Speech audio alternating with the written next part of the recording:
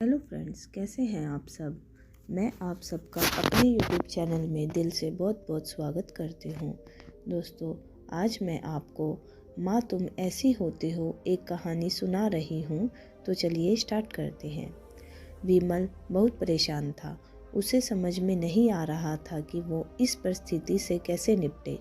वो अपनी माँ को बहुत चाहता था, किंतु उसकी पत्नी और बच्चे उसकी माँ से बहुत दूर भागते थे, क्योंकि उसकी माँ की एक आँख नहीं थी, साथ ही उसकी कमर भी 90 अंश पर झुकी थी।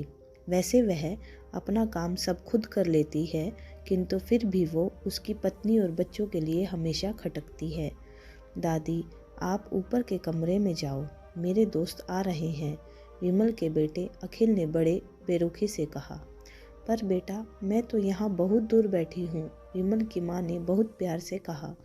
नहीं, आप उनके सामने मत रहो, वो मुझे चिढ़ाते हैं, अखिल ने जोर से डांटते हुए कहा। क्या हुआ अखिल, क्यों चिल्ला रहे हो? विमल की पत्नी कामनी ने किचन से ही आवाज़ लगाई। देखो न माँ, ये दादी यहीं ड्राइंग रूम में बैठी है और मेरे दोस्त आ रहे हैं, अखिल ने शिकायत भर लफ्जों में कहा। माँ जी, आप ऊपर चली जाओ, क्यों हम लोगों को लजवाती हो? कामनी ने बेटे का पक्ष लेते हुए कहा। बेचारी सरस्वती चुपचाप उठकर जीने के सहारे ऊपर जाने लगी। कमर झुकी होने के कारण उन्हें ऊपर चढ़ने में बहुत परेशानी हो रही थी, किंतु वो पूरी ताकत से ऊपर के एक अकेले कोने वाले कमरे में जाकर बैठ गई। विमल बाजू के कमरे में सब सुन रहा था। उसे कष्ट हो रहा था कि उसकी माँ को अपमानित होना पड़ रहा है, किंतु वो असहाय था। अगर वो कुछ कहता तो पत्नी और बच्चे उसका विरोध करने लगते हैं। दूसरे उनके तर्क भी सही लगते हैं, चूंकि वो एक प्रशासनिक अधिकारी था। उसका सामाजिक स्तर बहुत ऊंचा था। उसकी ससुराल भी एक उच्च घराने में थी, अतः वह चुपचाप इस तरह हर दिन अपनी माँ को अपमानित होते देखता रहता था। रात को विमल की पत्नी ने कहा, देखो जी, अब कुछ करो। कल कलेक्टर साहब की पत्नी आई थी। माँ जी अपनी देसी धुन धारा में उनसे मिली। मुझे बहुत शर्म आ रही थी बताते हुए कि ये मेरी सास है। मैंने कह दिया कि दूर की रिश्तेदार है, इलाज कराने आई है। विमल को रोना आ गया, किंतु फिर भी वह चुप रहा। उसे समझ में नहीं आ रहा था कि वो क्या करे। अपने बेटे की मन स्थिति को सरस्वती अच्छी तरह से जानती थी और बेटे को कोई कष्ट न हो, इसलिए वो हर बात को चुपचाप सह लेती थी। विमल बहुत उदास रहने लगा। एक तरफ परिवार और सामाजिक स्तर पर जीने की प्रतिबद्धता, तो दूसरी ओर माँ। आखिर माँ से अपने बेटे की यह हालत देखी नहीं गई। एक दिन उसने अपने बेटे से कहा, विमल, बहुत दिन हो गए हैं, मैं अपने गांव जाना चाहती हूँ, मुझे वहाँ पहुँचा दो, मेरा यहाँ मन नहीं लग रहा। किंतु माँ, वहाँ तो कोई नहीं है, तुम्हारी देखभाल कौन करेगा? विमल ने आश्चर्य से पूछा। अरे, सब गांव वाले तो हैं, और वो तुम्हारे मामा जी तो उसी गांव में रहते हैं, और फिर हम सारी व्यवस्थाएं कर आएंगे न।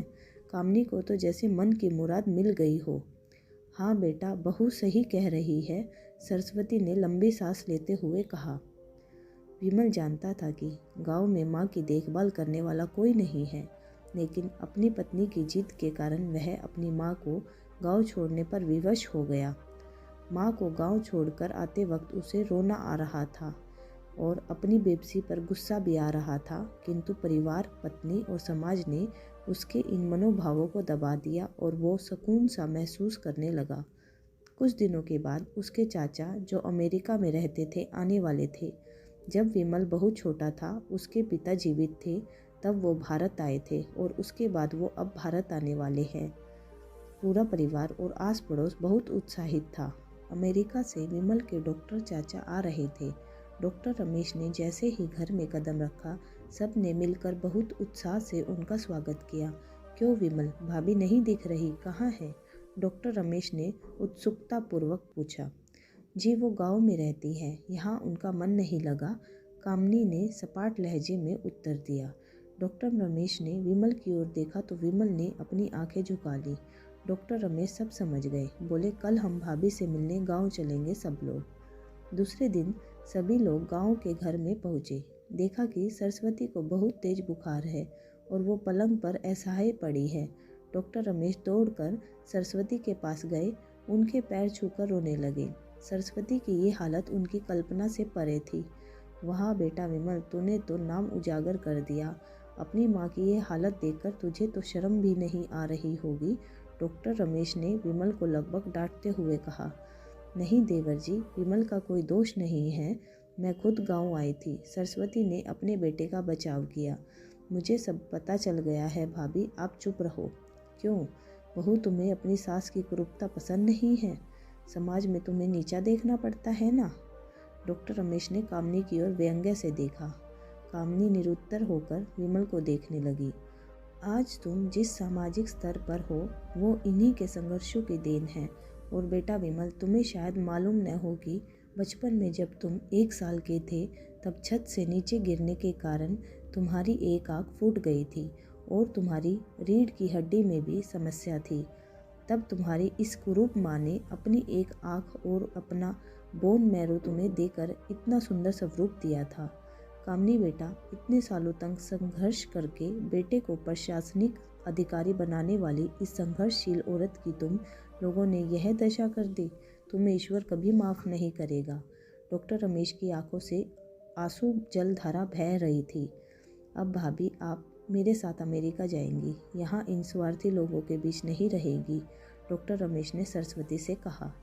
विमल को तो काटो तो खून नहीं था। डॉक्टर रमेश जो उसके चाचा थे, उन्होंने जो राज बताया उसके बाद तो विमल को यही लग रहा था कि उससे ज़्यादा पापी इंसान दुनिया में कोई और नहीं है। वह दौड़ता हुआ गया और माँ सरस्वती के कदमों से लिपट गया। माँ, मेरा अपराध अक्षम्य है। मैं जानबूझकर चुप्पी साधे रहा, आपका अपमान करवाता रहा। अब सिर्फ आप ही इस घर में मेरे साथ रहेंगी और कोई नहीं। विमल ने अगन्य दृष्टि से अपनी पत्नी और बच्चों को देखा। कामनी को भी बहुत पश्चाताप हो रहा था, किंतु उसकी हिम्मत नहीं हो रही थी कि वो सरस्वती से आंख मिलाए। सरस्वती ने कामनी की मनस्थिति को समझकर उसको पुचकारते हुए अपने पास बुलाया और विमल को डांटते हुए कहा, खबरदार, जो मेरी बहू को मुझसे अलग करने की कोशिश की तो तुझे ही घर से बाहर निकाल दूंगी। कामनी और बच्चों ने सरस्वती के पैर पड़ते हुए अपने व्यवहार पर माफ़ी मांगी और माँ के हृदय ने सबको माफ़ कर दिया। तो दोस्तों, यही होती है माँ की ममता। आपको हमारी ये कहानी कैसी लगी, आप कमेंट करके हमें ज़रूर बताइएगा। अगर आपको हमारी सारी कहानी पसंद आ रही है तो हमारे चैनल को भी सब्सक्राइब कीजिएगा। तो दोस्तों, अभी मिलते हैं अपनी नेक्स्ट वीडियो में। तब तक के लिए बाय।